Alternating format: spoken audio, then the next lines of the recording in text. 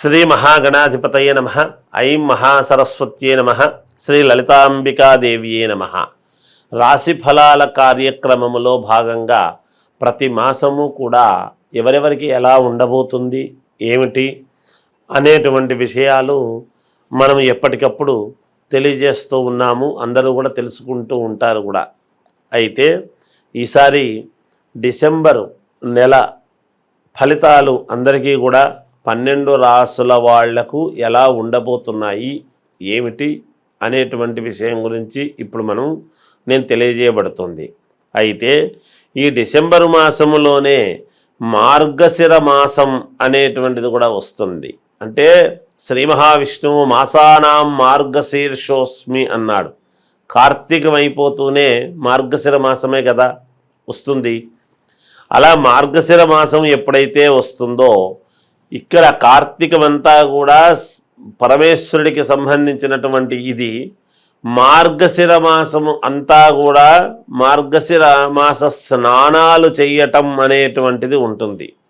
కార్తీక మాసంలో దీపాలు వెలిగించటం, కార్తీక స్నానము ఉంటుంది. కానీ మార్గశిర మాసములో మాసానాం మార్గశీర్షోస్మి అన్నాడు అంటే శిరస్సు వంటిది అని దాని అర్థం. శ్రీ మహావిష్ణువు యొక్క శిరస్సు అంటే తలకాయ ఏమిటి అంటే మార్గశిర మాసం అని. అందువలన ఇంకా విష్ణు ఆలయాల వైపు ఈ భక్త మండలి యొక్క బృందం అంతా కూడా మన హిందూ ఇదంతా కూడా ఆ దేవాలయాల వైపు చూస్తూ ఉంటాం. స్నానాలు చేయటం, వెంటనే తెల్లవారుజామునే విష్ణు పరంపరమైనటువంటి ఆలయాలకు వెళ్ళటము, దర్శనం చేసుకుని అందరూ కూడా సుఖ సంతోషాలతో ఉండాలి అనేటువంటిది తెలియజేస్తూ ఇక రాశి ఫలాల కార్యక్రమములోకి మనము ఉపక్రమిద్దాం. మకర రాశి వారికి ఈ డిసెంబరు మాసం అంతా కూడా ఎలా ఉంది అంటే అన్ని ప్రతికూలమైనటువంటి పనులు జరుగుతాయి అనేటువంటి తెలుస్తూ ఉన్నది. వాతావరణము అంత కరెక్ట్గా లేదు. మకర రాశి వాళ్లకు అంతా ప్రతికూలముగా ఉన్నది అనేటువంటిది తెలుస్తూ ఉన్నది.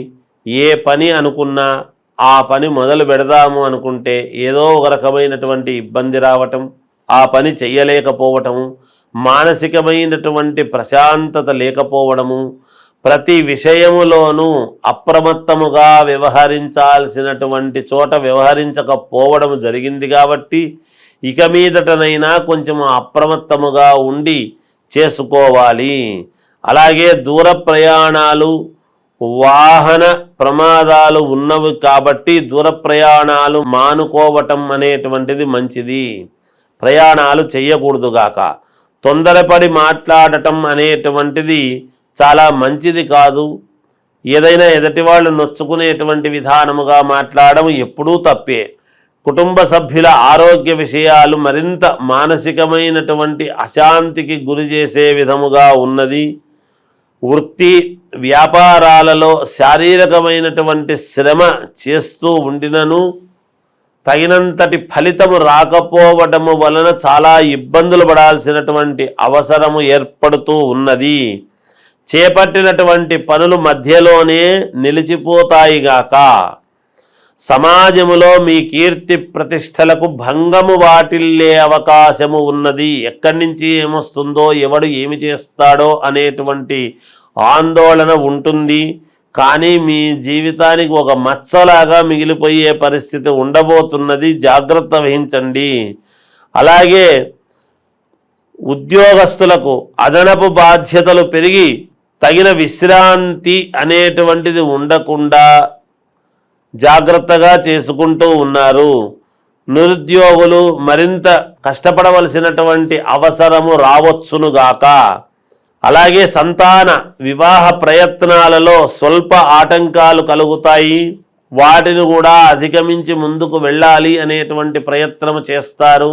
కానీ చిన్నపాటి ఇబ్బందులు తప్పవు. చేతిలో డబ్బు నిల్వ ఉండదు.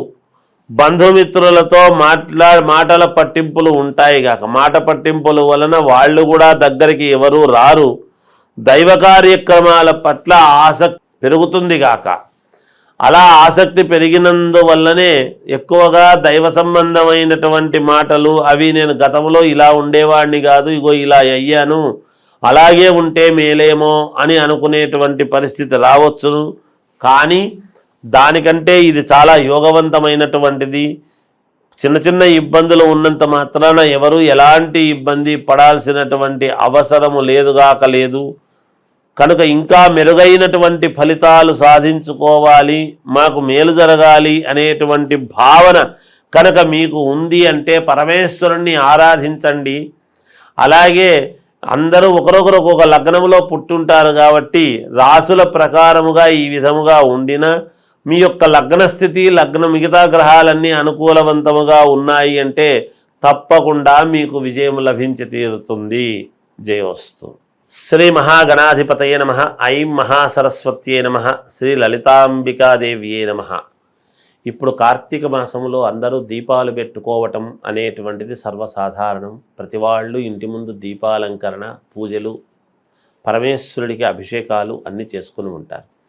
ఇంకా మనకు పనులు కావాలి, మనకు ఏవో ఆటంకాలు జరుగుతున్నాయి, అనేక రకాల మన పనులలో ఎటువంటి వ్యాపారాలు చేసుకునేటువంటి వాళ్ళకైనా, ఉద్యోగాలు చేసుకునేటువంటి వాళ్ళకైనా, ఆడపిల్లలకు వివాహము కావాలి అనుకునేటువంటి వాళ్ళు కానీ, మగపిల్లలకు వివాహము కావాలనుకునేటువంటి వాళ్ళకైనా, ఇలా ఒకరొకరికి నేను విదేశాలకు వెళ్ళి చదువుకోవాలి, మేలు జరగాలి, లేదా అనారోగ్యముతో బాధపడుతూ ఉండేటువంటి వాళ్ళకైనా, ఇప్పటి నుంచో దీర్ఘకాలికముగా అనారోగ్యంతో ఉంటున్నాము, డాక్టర్ దగ్గరికి వెళుతున్నాము కానీ ఏమీ లేదంటున్నారు, ఇలా అనేక రకాల కోరికలు, అనేక రకాల ఆలోచనలు ఉంటాయి. ఉద్యోగాలు కావాలనుకునేటువంటి వాళ్ళు, లేదా ఉద్యోగములో పై ఇది రావాలి అంటే ప్రమోషన్ రావాలి అనుకునేటువంటి వాళ్ళు, భార్యాభర్తల యొక్క సత్సంబంధము,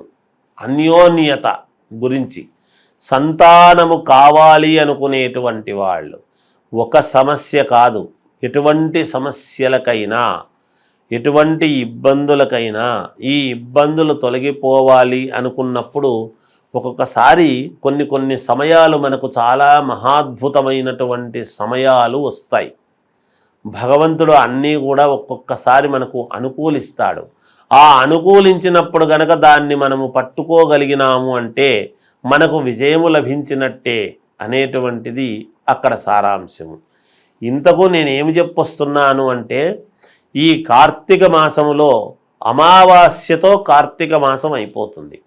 ఈ అమావాస్య అనేటువంటిది శనివారము నాడు మధ్యాహ్నము వచ్చి ఆదివారము మధ్యాహ్నము దాకా ఉంటున్నది, ఉదయం 11 గంటల చిల్లర దాకా.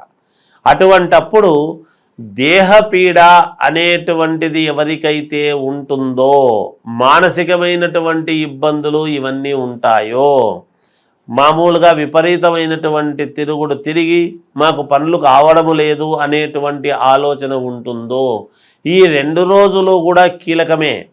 ఆదివారము నాడు ఆరోగ్యానికి మేలు జరుగుతుంది. ఆదివారము అమావాస్య అంటే పరమ పుణ్యప్రదమైనటువంటిది. సరే, సోమవతి అమావాస్య కూడా మంచిదే. అయితే ఆదివారము అమావాస్య నాడు కానీ శనివారము అమావాస్య నాడు అయినా పర్వాలేదు. ఈ 2 రోజులు చేస్తే మరీ పుణ్యమే. ఏమి చెయ్యాలి అనుకుంటే, ఎవరెవరికైతే ఎంత వయస్సు ఉంటుందో, మీ వయస్సు ఎంతనో ఈ సమయానికి అవి చూసుకోండి. ఆ వయస్సు రీత్యా అన్ని ఒత్తులు తీసుకొని అన్ని ఒత్తులను కూడా కుంకుమతో అద్ది, ఎరుపుతో కుంకుమలో అద్ది, ఆ అన్ని ఒత్తులు కూడా ఒకటిగా చేసి ఆవు నెయ్యితో దీపారాధన అనేటువంటిది చెయ్యండి.